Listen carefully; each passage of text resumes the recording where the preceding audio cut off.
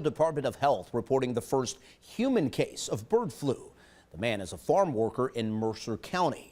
19 Data journalist Jeff Slauson is here with more on this case. And Jeff, what else do we need to know? Yeah, unfortunately, this was a long time coming. We knew eventually this was going to get to the point. Now, the only main concerns that we see for people involved with getting the bird flu are those that typically do work with birds, livestock, things like that. Now, let's just go through the flow chart. You've seen me walk you through this a couple of times about how it typically spreads. So you go wild birds and poultry. Now, poultry is the only one other than cows that can give a direct line to humans. And now that typically would involve some sort of being, having an infection, things like that, really being worked with those animals. If the poultry or that the cow is sick, that can ultimately lead it. Now, wild birds are not as much of a concern for humans for a direct line. But the concern comes if a wild bird potentially infects poultry or cows, then obviously a human can get to that point. Now, I want you to talk about this subscript that's at the bottom. You can't really read it, but no human-to-human spread of H5N1 has been detected during the current outbreak in dairy cows. So the cows have not been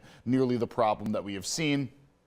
It has been with the poultry there. So let's get to the specifics here. I know many people wondering what we are seeing at this moment. So again, as Chris mentioned, that is a Mercer County farmer or a farm worker. He works typically with a lot of livestock, and in this particular case, it was some diseased poultry that is being used for selling, for consumption. Now, those birds that do have the bird flu ultimately would be euthanized, and then they would not be taken to be sold. However, if poultry is cooked, eggs, things like that is cooked, you should be okay, but still precautions are needing to be taken into consideration. 68 human cases in the U.S. That's why I said this was a long time coming, because we knew eventually we'd get to that point with 11 states. Now, if you do see a larger gaggle of dead birds in your area, whether that be chickens or wild birds, things like that, you need to give the authorities a call, because essentially what that does is allows for them to go to the area, grab those specimens, determine if they do have a confirmation of the bird flu,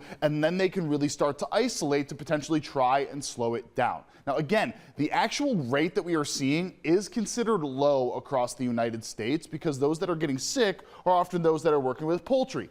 If you don't have as much of a worry. But that doesn't mean you shouldn't still be potentially prepared and knowledgeable about this. One last thing on it, the reason why you're potentially seeing some increases in things like eggs or chicken or things like that at the grocery store, bird flu is not helping that either, because that reduces the amount that can be sold, because quite a few are sick.